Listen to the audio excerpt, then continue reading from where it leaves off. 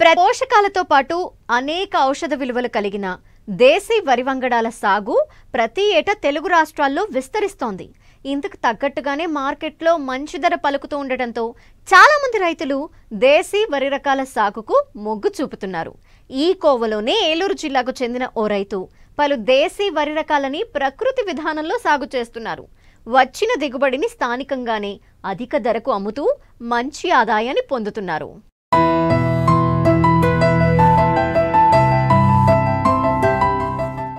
మారుతున్న పరిస్థితులకు అనుగుణంగా ఆహారపు అలవాట్లు కూడా మారిపోతున్నాయి. అందులో పోషకాలు అధికంగా ఉన్న ఆహారాన్నే ప్రజలు ఇష్టపడుతున్నారు. దీంతో రైతులు కూడా అధిక పోషకాలు ఉన్న పంటల సాగుకే ప్రాధాన్యమిస్తున్నారు. ఇందులో భాగంగానే చాలా మంది రైతులు సేంద్రియ విధానంలో పంటలను పండిస్తున్నారు.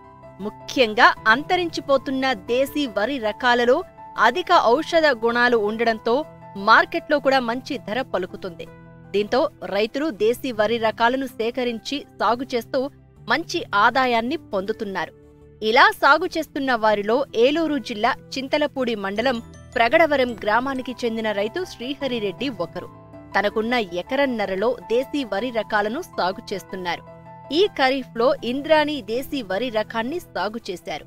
అయితే ఎలాంటి రసాయన ఎరువులను వాడకుండా కేవలం సొంతంగా తయారు చేసుకున్న సేంద్రియ ఎరువులను పొలానికి వాడుతున్నారు. ముఖ్యంగా జీవామృతాన్ని పైరుకు రెగ్యులర్గా అందిస్తున్నారు.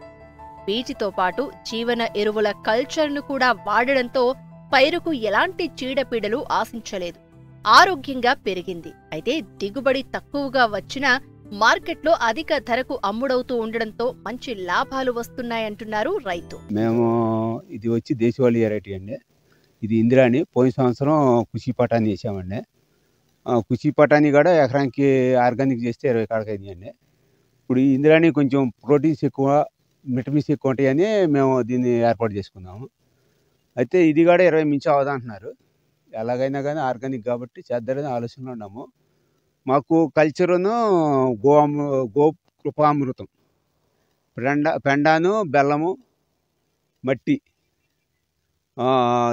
ఆవు మూత్రం ఇంత మట్టి కలిపి చల్తామండి. తర్వాత ఈ స్ప్రేయింగ్ వచ్చి నవధాన్యాలు మొలకలు ఈ స్ప్రే చేస్తాము. కల్చర్ ఒకటి స్ప్రే చేస్తే మాకు దోమపోటు అవి రావండి. చాలా బాగుంటుంది. లాస్ట్ వరకు సుడిదోమ అలాంటివి ఏం రావండి కల్చర్ల వల్ల. అయితే ఈ ఇంద్రాణి రకంలో మనకి దేశవాళీ రకం అవ్వటంలో ఈ ప్రోటీన్స్ ఎక్కువ ఉండటంలో షుగరు ఈ కొంచెం డైజెషన్ ఇవన్నీ బాగుంటాయి అంటున్నారని మేము వాడుతున్నాము. 4 సంవత్సరాలు ఇటు వాడుతున్నాము. మాకు కూడా బాగుందండి. అది FPO ద్వారా చూసి ఆన్లైన్లో విత్తనాలు ఇంద్రాణి అనేది కుచ్చిపటాన్ని ఆన్లైన్లో తెప్పించుకున్నామండి. ఇవి మామూలుగా ఆలుమిచ్చర్ తల్లి మొదల దుక్కి దున్ని మడి చెట్టు దాటేయండి ఆలుమిచ్చర్స్. అప్పుడు దాంట్లో దమ్ములో కలిపేసి తర్వాత ఊడిపేసాము. మామూలు లోకలోళ్ళు ఊడిపేశారండి. మాకు దుబ్బు వచ్చి 15-20 సెలవులు చేసిందండి. మేము నవధాన్యాలు మొలకలో స్ప్రే చేయటం వల్ల దుబ్బు బాగా కట్టిందండి. ప్లస్ కల్చరు నవధాన్యాలు ఇంకోటి ఏంటంటే మట్టి ద్రావణం కూడా కలుపుతున్నామండి. చింతల ప్రభాకర్ రెడ్డి గారిది తీసుకొని దాని ద్వారా మేము మట్టి ద్రావణం ప్లస్ కల్చరు మొలకలు ఈ మొత్తం కలిపి స్ప్రే చేసుకుంటున్నాము. మొత్తం 2 సార్లు చేస్తామండి. పంట కూడా బాగా వస్తుంది దిగుబడి.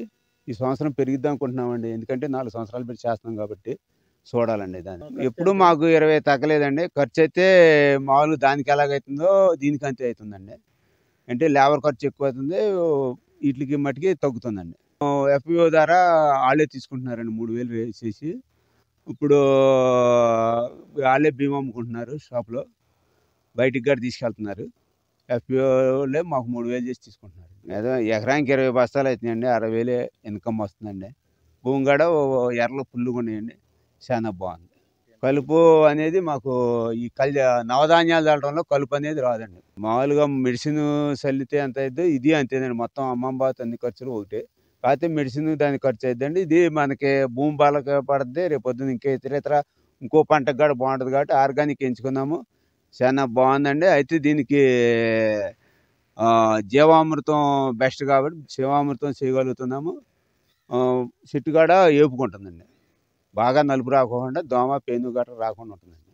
10 లీటర్లు ఆవు మూత్రం, 10 కేజీలు బెల్లము, 10 కేజీలు పెండ, ఆవు మూత్రం 10 లీటర్లు, 2 కేజీలు బెల్లం, 2 కేజీలు శనగపిండి, పుట్టమందు ఒక గుప్పుడు కలిపి దాన్ని వారం రోజులు ఉంచి రోజు డైలీ తిప్పుకుంటా దాన్ని చల్లుతామండి. మామూలుగా ఊడిపేసే ముందులో ఒకసారి చల్లుతామండి. ఊడిపేసాక 15 రోజులకి, 20 రోజులకి ఒకసారి చల్లేస్తామండి. ఇక అంతేనండి ఫినిష్. రేటు వస్తుంది అమౌంటు. లేబర్ ఖర్చు ఎక్కువైనా కానీ ఈ చల్లుడికి ఈట్లికి మాకు భూమి బలంగా ఉంటుంది. ఇతరిష్టా మళ్ళీ రేపొద్దున మినుము గానీ, ఏదైనా చల్లుకున్నా కానీ ఆటిలికి కాడ బలం బాగుంటుందని మేము వాటిని ఎన్నుకున్నాము. చాలా బాగుంటుంది. దానికి ఫెర్టిలైజర్ చల్లిన వాళ్ళకి 50,000 వస్తుంది. మాకు 60,000 వస్తుంది. అయితే వాళ్ళకే మాకు ఏంటంటే వాళ్ళు పురుగు మందులు కొట్టాల్సి వస్తుంది. మేము కొట్టే పని లేదు. కల్చర్ ఒకదాంతో బయేరియా భాష అనేది కల్చర్ తయారు చేస్తారు మాకు గవర్నమెంట్ ఎంప్లాయీలు ఇక్కడొచ్చి. వాళ్ళే చూపించి వెళ్తారు. మేము స్ప్రే చేసుకుంటాం. తైవాన్ పంపు వీటితో కొట్టాలంటే మనుషులతో ప్రాబ్లం రాబట్టి మేము ఎఫ్పిఓ ద్వారా డ్రోన్ తెప్పించుకున్నాము. దాని గురించి మాకు కొంచెం 10 నిమిషాల్లో కొట్టి ఎకరం 10 నిమిషాల్లో స్ప్రే చేసి వెళ్ళిపోతుంది. మాకు కూడా టైం సేవ్ అవుతుంది. మెడిసిన్ కూడా కరెక్ట్ టైం ప్రకారం పడుతుంది. ఇబ్బంది లేకుండా ఉంది. అంటే మా కల్చర్‌లే. మెడిసిన్ అంటే మెడిసిన్ కాదు. మా కల్చర్‌లే చాలా బాగుంటుంది. దోమ గానీ, పేను గానీ కరెక్ట్‌గా లేచిపోతుంది గాలికి. చక్కగా బాగుంటుంది. పర్లేదు.